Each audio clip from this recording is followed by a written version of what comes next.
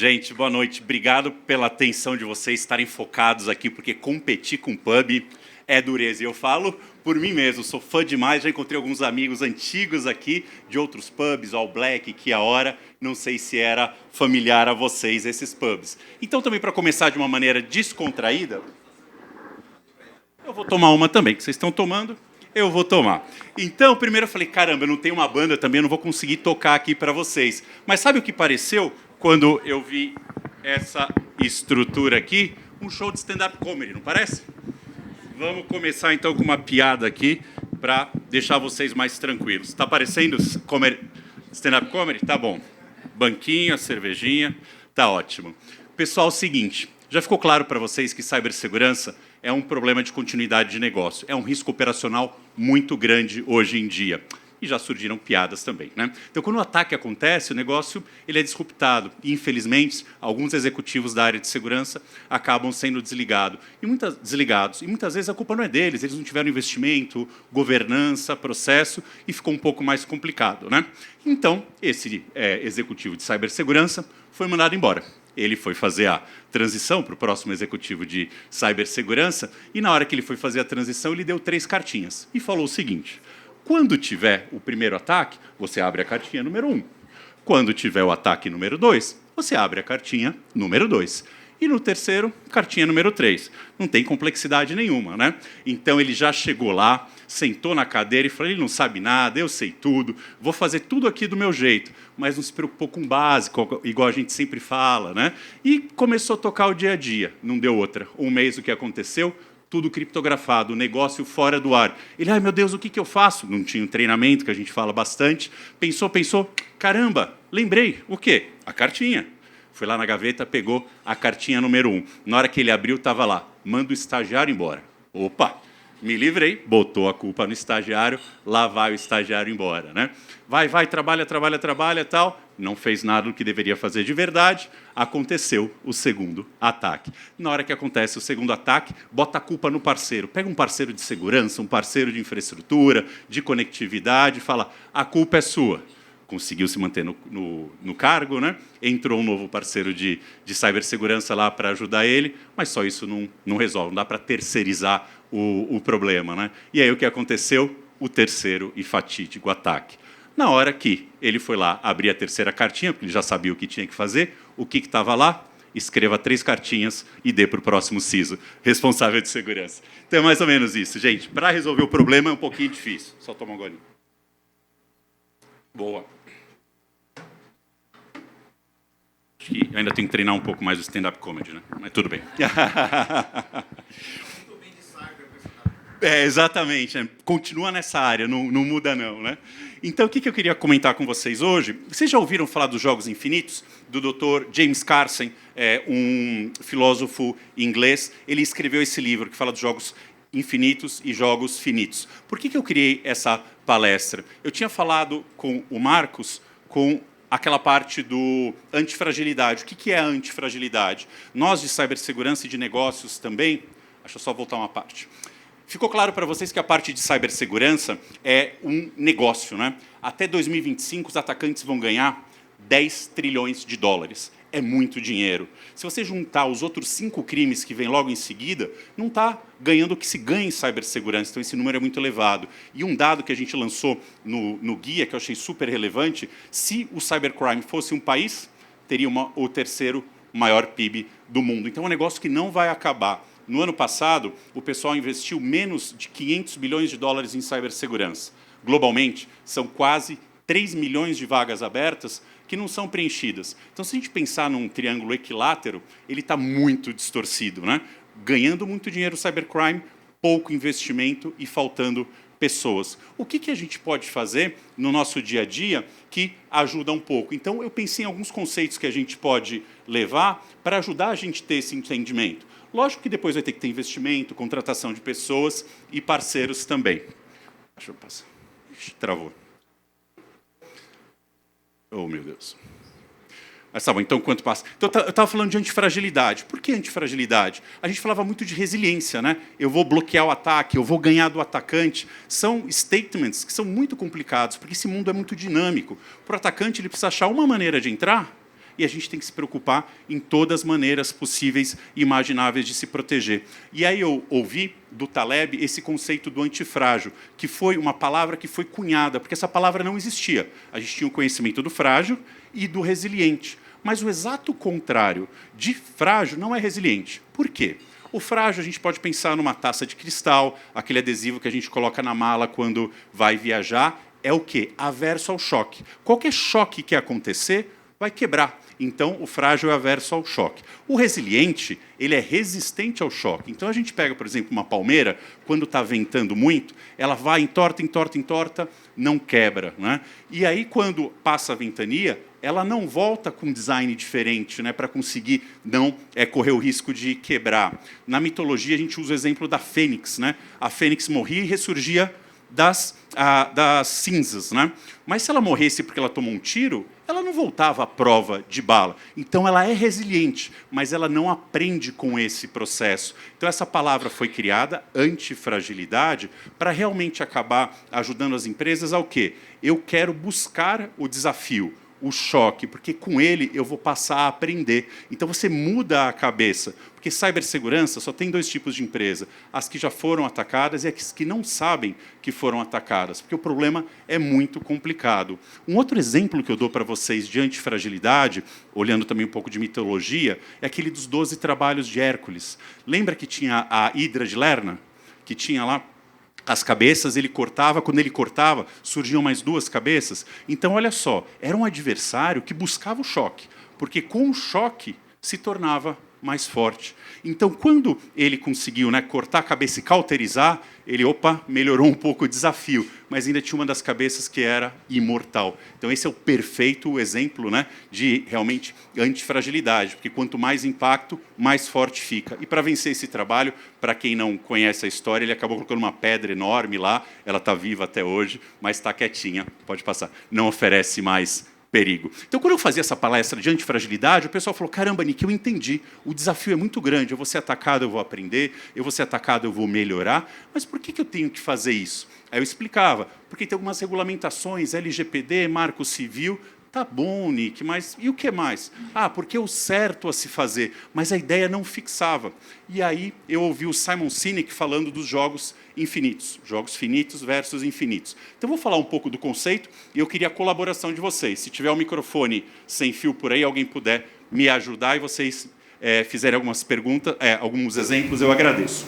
O jogo finito, você vai sair de um ponto A e chegar a um ponto B. Né? Esse ponto B pode ser, de repente, um maior revenue, um maior mercado. Vamos falar de negócio aqui, tá? Vamos deixar cibersegurança um pouquinho de lado. Qual que é o desafio quando a gente fala do jogo finito? Essas metas, objetivos, são arbitrários. Eu vou falar, vou ter a melhor margem operacional, o maior número de clientes, o melhor faturamento. Cada um define a sua e vai jogando esse jogo da maneira que dá. Né? Então, o jogo finito ele tem algumas características. Uma das características é que os jogadores são conhecidos. A gente sabe exatamente quem está participando desse jogo. As regras são claras e todo mundo concorda de quem vai sair vencedor. Quem podia me dar um exemplo aqui do nosso dia a dia ou de trabalho de jogos finitos?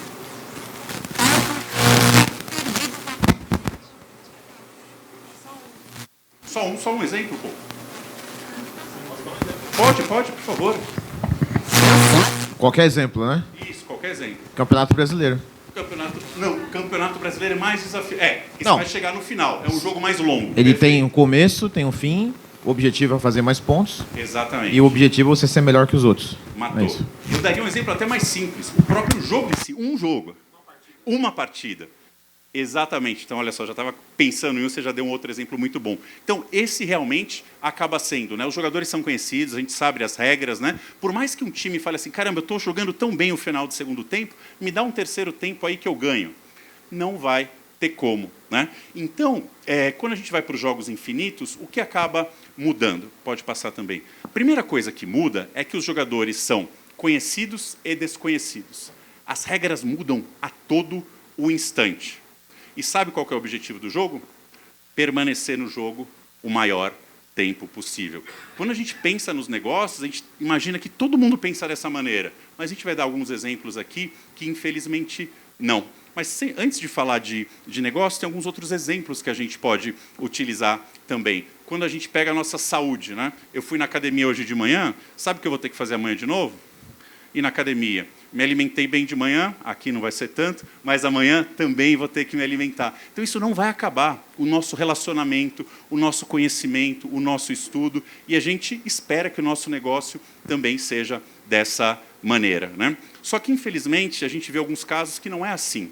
Em detrimento de uma melhor margem, eles demitem funcionários para conseguir entregar o resultado, para a ação subir, ou os executivos ganharem os bônus, né? Em detrimento de você se preocupar com o meio ambiente, o ecossistema social, você não faz a manutenção em equipamentos e acaba tendo um desastre ali no final do dia. Então, essa mentalidade infinita acaba sendo muito importante.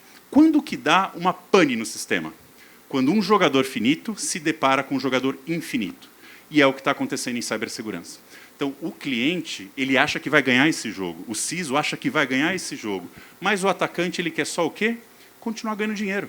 Continuar ganhando dinheiro. Então, quando você tem esse desafio tão grande, quem acaba perdendo? Quem tem a mentalidade finita. Então, por isso que é importante esse tipo de evento, para a gente trocar experiências, conectar com pessoas, ver o que está funcionando para uma empresa, o que não está funcionando para outra, para a gente juntos conseguir permanecer nesse jogo pelo maior tempo possível. Mesmo cibersegurança. Eu vou ter me aposentado, falecido, e o desafio vai estar lá. Por isso, né, que eu gosto de compartilhar conhecimento, engajar pessoas, porque isso vai estar ad eterno. E quando acaba um jogo infinito? Quando um dos jogadores fica sem recursos, ou ele desiste de jogar o jogo. Vamos supor, você abriu ali uma nova vertical dentro da sua empresa. Começou a não dar lucro, não deu certo, não teve uma sinergia muito boa ali de produtos, falou, olha, eu decido sair desse jogo, né? Ou uma guerra, às vezes, né? Na guerra você tem aquele país que está tentando sobreviver pela sua soberania e tem um outro que está atacando. Ele vai lá e não consegue ganhar esse jogo, porque tem uma resistência muito maior do adversário, né? Porque ele está protegendo o país dele, né? Quando isso acontece, quando que o país que está atacando desiste? Quando ele fica sem recursos, né? E é o que acaba acontecendo hoje, né? Então a gente está numa iminência que tomara que acabe essa guerra, não é porque decidiu-se, né? Porque ela não está realmente conseguindo ir para frente, né? Então só para a gente falar um pouquinho mais da nossa... um exemplo que eu queria passar para vocês. Quando a gente falou muito de ESG, né, nos últimos anos, que é super importante, qual que acaba sendo o desafio? Muitas pessoas falaram de ESG, mas na hora que veio a pandemia, veio a crise, toda aquela parte de levar a diversidade, de ajudar o meio ambiente, de ter um impacto social, acabou o quê? Ficando de lado. Porque eles estavam visando o quê? A margem operacional no final do dia, a sobrevivência da empresa. Será mesmo que nós, executivos, temos que sempre olhar para a margem operacional em detrimento de um impacto melhor para a sociedade? É uma grande questão que a gente tem que ter. Porque se, por exemplo, a gente vai lá e tem um corte de colaboradores, o que acaba acontecendo? Para você contratar, treinar, fazer parte da cultura da empresa, é muito complicado. Só que o que acontece? Tem executivos que pensam no longo prazo, no jogo finito. Eu quero chegar no final do ano com a margem boa e eu ganho o bônus. A ação da empresa sobe. Eu ganho bônus 3 anos, eu posso até me aposentar, porque eu acabei ganhando muito dinheiro. Ficou claro essas duas abordagens? Finito, infinito? Ótimo, pode passar. E aí o que eu queria desafiar vocês, se tiver uma oportunidade de falar de ESG, com que a gente tenha mais uma letrinha. Eu gostaria muito que fosse C de Cyber, S de Security, mas eu acho que, sinceramente, não vai ser. O pessoal colocava cyber dentro de governança.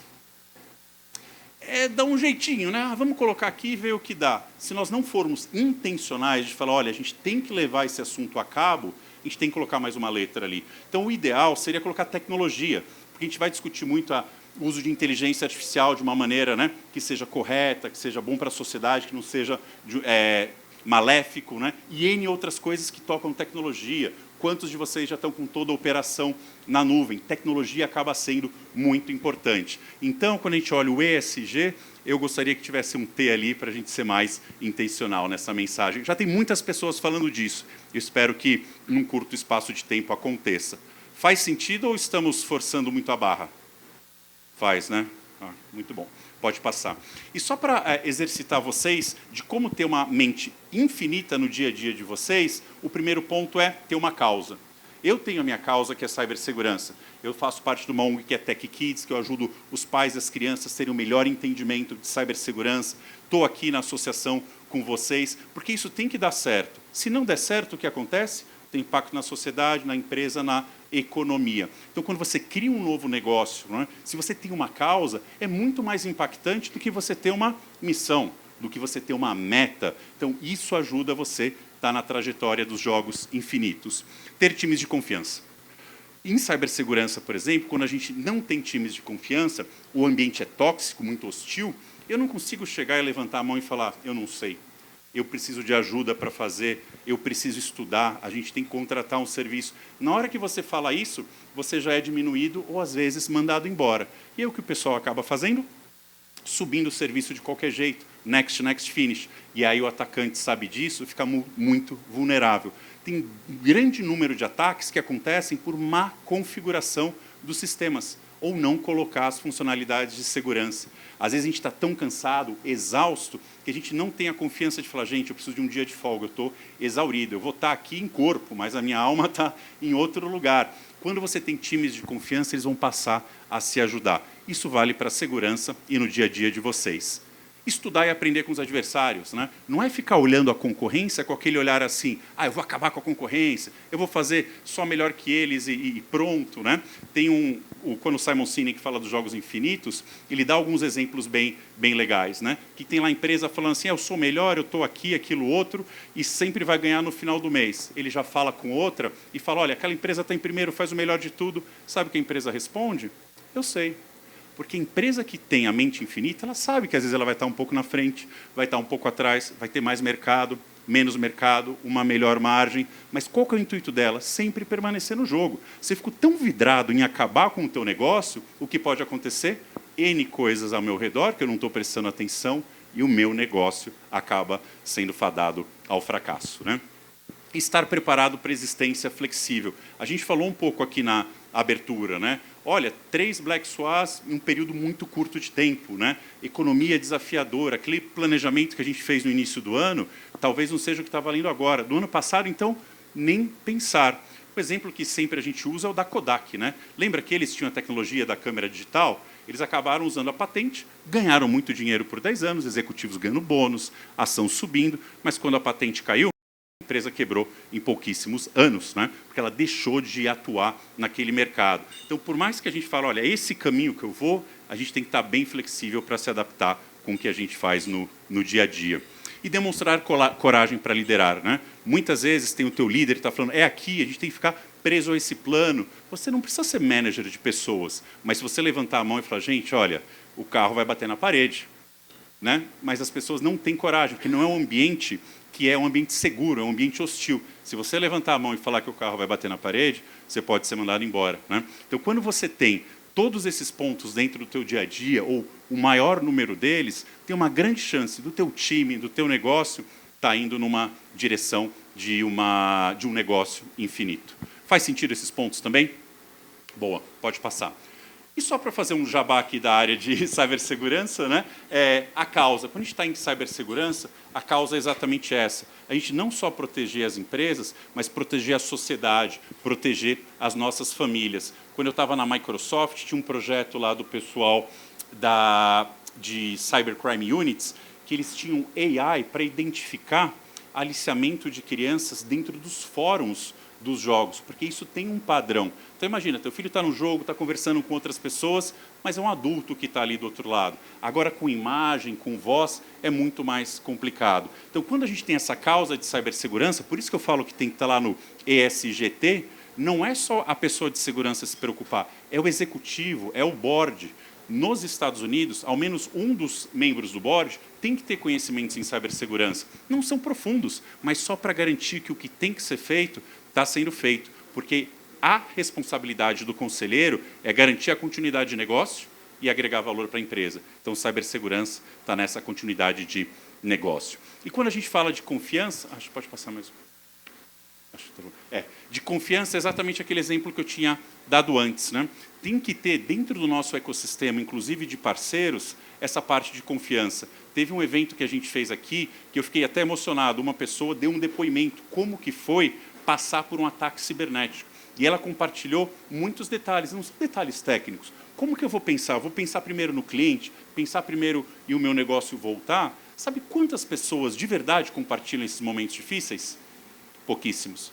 E lá do outro lado, os atacantes, eles se conversam toda hora, compartilham informação, se ajudam. Não dá para a gente ser, né, exército de um homem só. A gente tem que se ajudar. Se essa associação trouxe esse ambiente seguro, você teve um ataque e teve alguém, né, que você se conectou aqui, você não precisa entrar em detalhes do que aconteceu, mas fala, olha, dá uma olhada, por exemplo, na tua aplicação de nuvem, essa API. Por ali estão acontecendo algumas coisas, né? Ou você usa esse software para fazer a orquestração do teu ambiente, tem uma vulnerabilidade lá, dá uma olhada. Então, juntos, a gente consegue, né, gerar um ecossistema mais seguro. Ah, isso aí passou, deu uma travadinha, né? Tá bom. A gente ia falar de estudar o adversário. No livro A Arte da Guerra fala muito disso, né? Em cibersegurança isso funciona muito bem. Tem algumas técnicas que a gente chama de threat intelligence, que tem serviços que ficam conectados não só na web, o web é 10% do que a gente vê, tem a dark web, tem a deep web, e lá é que eles começam a se juntar em fóruns para fazer um ataque. Então, tem uma empresa A, eles começam, quem tem usuário e senha dessa empresa? Quem já trabalhou? Quem sabe como que é o ambiente? Eles vão se juntando, se preparando para fazer esse ataque, e se você está monitorando lá, na tua empresa você fala, opa, está vindo um ataque. Ou fraude também, tá? Fraude acontece bastante. E aí você, sabendo dessas informações, você consegue se antever, dar um passo à frente desses atacantes. E a postura existencial e flexível para a cibersegurança é exatamente essa. Você está indo numa direção, achou que aquilo seria a proteção ideal, mas às vezes você tem que voltar atrás e direcionar para um outro caminho, porque aquilo pode gerar realmente um problema muito grande para a empresa. Eu falo muito aqui no nosso guia, está bem claro, se a gente fizer o básico bem feito, a gente vai estar melhor do que a média do mercado. Só que não é sexy, é encanamento, sabe? Colocar duplo fator de autenticação, aplicar as correções de segurança, ter visibilidade, fazer o backup, testar o backup, treinar as pessoas, tudo isso não é sexy, né? Sexy é falar de inteligência artificial, machine learning, isso é legal. Mas se a gente conseguir fazer esse básico bem feito, a gente consegue estar um pouquinho à frente. Essa piada funcionou, vamos ver se funciona agora. Eu não preciso correr mais que o Leão, preciso correr só mais que a Adriana, porque daí o Leão vai estar ocupado com ela e eu estou lá na frente. Também não, mas dá uma melhoradinha. Eu chego lá. Então, o último slide que eu tinha aqui, depois vamos ver se a gente consegue colocar, mostra um pouco como que a gente fez o guia.